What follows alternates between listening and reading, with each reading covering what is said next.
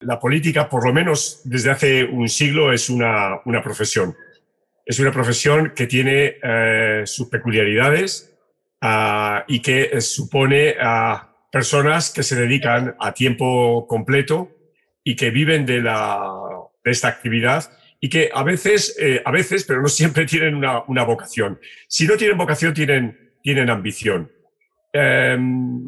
Ahora bien, hay una regla fundamental en la política que la diferencia de cualquiera de las otras profesiones, y es que se entra, sobre todo en el momento actual, a través de un proceso electoral, es decir, siendo una persona elegida a través de las urnas o a través de un proceso de decisión de una persona que ha sido elegida en las urnas que designa a esta persona. Y eso, claro, le hace muy particular porque depende del mercado electoral y de una capacidad de ilusionar al electorado o convencer a personas de que se es la persona adecuada para ser designada.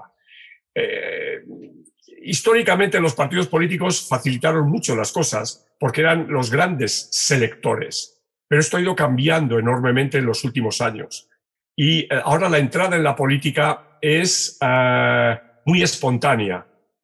Basta tener un determinado tipo de capital, y tú, Alfredo, sabes bien de este tema, como puede ser el capital de notoriedad, ¿no? Ser un futbolista, ser un cantante, o también ser rico, ¿no? Esto lo hemos visto a propósito del expresidente de Estados Unidos, Trump.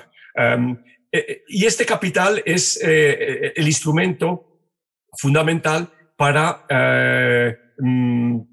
entrar en la política siguiendo las reglas del juego, que repito, son las reglas electorales. Y va a depender mucho qué tipo de elección se vaya a concursar y qué tipo de sistema electoral vaya a predominar. Es muy distinto a aquellos sistemas electorales de corte mayoritario, donde claramente se elige a una persona, a aquellos que tienen un componente proporcional, donde la lucha es por entrar en la lista, ¿no? Las condiciones o las características que alguien que trabaja en la política han ido cambiando enormemente con los tiempos, ¿no? Se ha pasado de aquellas personas que seducían en las reuniones de comité o en las reuniones de partido y luego que seducían al electorado primero en la radio y luego en la televisión, ¿no? A otro tipo de campañas. Pero yo me atrevo a decir que hay una característica que sigue siendo fundamental, ¿no? Para para trabajar en la política, y es, por un lado, la empatía, ¿no? La capacidad de ponerse en la piel del otro, sea el otro un correligionario con el que a veces no se está de acuerdo, o sea el otro un adversario político con el que se desacuerda completamente, ¿no? Pero también de ponerse en la piel de aquellos a quienes no te votan o incluso quienes te pueden despreciar. Yo creo que eso sigue siendo un elemento que es fundamental en el ámbito de la política. Y otro elemento que resulta cada vez más importante es la salud, ¿no? Curiosamente, el político requiere de una dedicación de muchas horas, de trajinar con personas de distinto pelaje, en situaciones que a veces no son nada agradables, y esto supone, ya digo, requiere tener una condición física que me parece que es fundamental.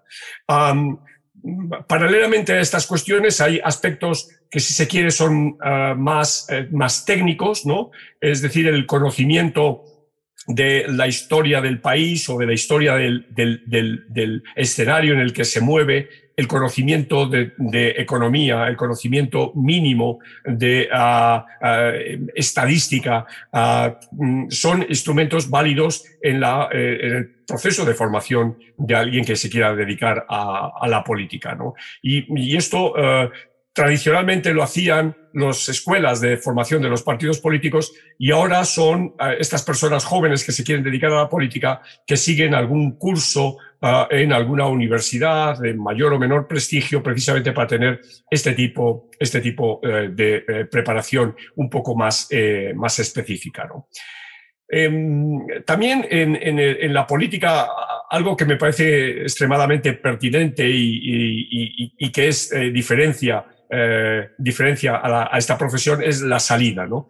Normalmente en otras profesiones la salida de la misma se produce cuando se llega a la edad de jubilación y se llega a un determinado momento en la vida de una persona, sean los 65 o sean los 70 años. Sin embargo, la política expulsa a la gente cuando la gente pierde, cuando la gente deja de contar con el favor del electorado o cuando la gente deja de contar con el favor de sus correligionarios que le relegan a otra posición.